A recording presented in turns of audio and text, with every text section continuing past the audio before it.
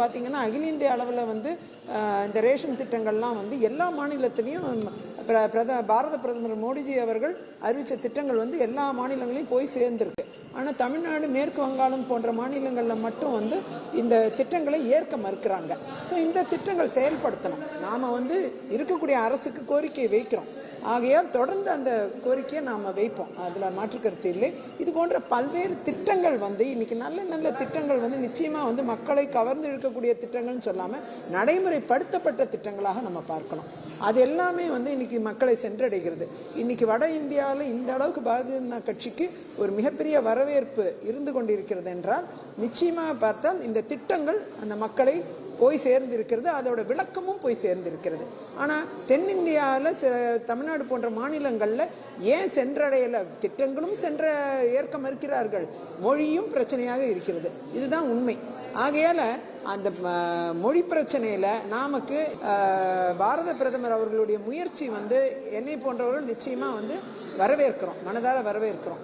ஆகையால் நாட்டை வழிநடத்தக்கூடிய இடத்தில் அகில இந்திய அளவிலும் சரி, உலக அளவிலும் சரி, அப்படிப்பட்ட ஒரு பெரிய தலைவர் வந்து திரு மோடிஜி அவர்கள். அவருடைய தலைமையின் கீழ் இந்த நாடு வந்து மிகவும் பாதுகாப்பாக இருக்கிறது. அதை தான் என்னை போன்ற பெண்கள் குறிப்பாக உணர முடிகிறது. ஆகையால் பெண் சமூகத்துக்கும் நிறைய செஞ்சிருக்காரு. இன்னைக்கு உமன் ரிசர்வேஷன் பில் கொண்டு வந்து அதை எனாக்ட் பண்ணியிருக்காங்க, சட்டமாக்கியிருக்காங்க. சட்டமாக்குறது மட்டும் இல்லை, சீக்கிரமாக அதை இம்ப்ளிமெண்ட் பண்ணுவேன்னு சொல்லியிருக்காங்க. இன்னொன்று பார்த்தீங்கன்னா இஸ்லாமிய பெண்களுக்கான ஒரு விடுதலையை தந்திருக்காங்க. குறிப்பாக முத்தலாக்கிலேருந்து இஸ்லாமிய பெண்களுக்கு விடுதலை தந்திருக்காங்க. அதே போல் இஸ்லாமிய பெண்களுக்கு சொத்தில் சம உரிமை அப்படிங்கிறத கொண்டு வந்திருக்காங்க. இது மாதிரி விஷயங்கள் வந்து நிச்சயமாக வந்து காங்கிரஸ் கட்சி செய்ய முயற்சிக்கவே இல்லை. உண்மைகள் இருக்கக்கூடிய இடத்தில் பாரதிய ஜனதா கட்சி தன்னுடைய பயணத்தை தொடர்ந்து கொண்டிருக்கிறது. ஆகையால் மீண்டும் மோடிஜி அவர்களுடைய தலைமையில் இந்தியா இயங்க வேண்டும் என்ற விருப்பத்தோடு என்னை போன்றவர்கள் பாரதிய ஜனதா கட்சியில் எங்களை இணைத்துக் கொண்டிருக்கிறோம். நான் குறிப்பாக பெண்களுக்குண்டான தளம் என்பது பாரதிய ஜனதா கட்சியில் மிகவும் அதிகமாக இருக்கிறது. எம்பிக்கள், எம்எல்ஏக்கள் என்று அதிகமான பெண்களுக்கு வாய்ப்புகள் வழங்கப்படுகிறது. எனவே குறிப்பாக என்னை போன்றவர்கள் பல ஆண்டு காலம் இந்த எலக்ட்ரல் பாலிடிக்ஸில் தேர்ந்தெடுக்கப்பட்ட அரசியலில் இருப்பதால் என்னை போன்றவர்கள் நிச்சயமாக பாரதிய ஜனதா கட்சிக்கு பயனுள்ளவர்களாக தமிழ்நாட்டில் இருக்கும். அதே போல ஒரு நிமிஷம், அதே போல மாநில தலைவர் திரு அண்ணாமலை அவர்கள் பாத யாத்திரை செய்து நல்ல முறையில் செய்து கொண்டிருக்கிறார்.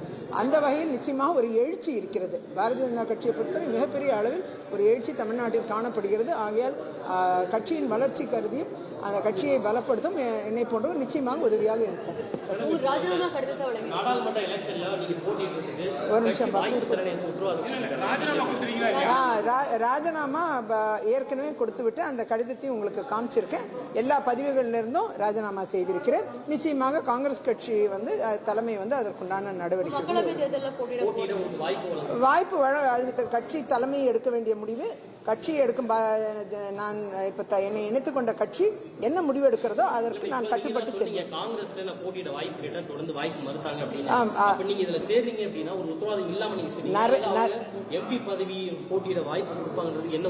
அது எல்லாமே கட்சி தலைமை என்ன முடிவு எடுக்கிறதோ அதற்கு இணங்கி செல்வது என்பது நான் எடுத்த முடிவு.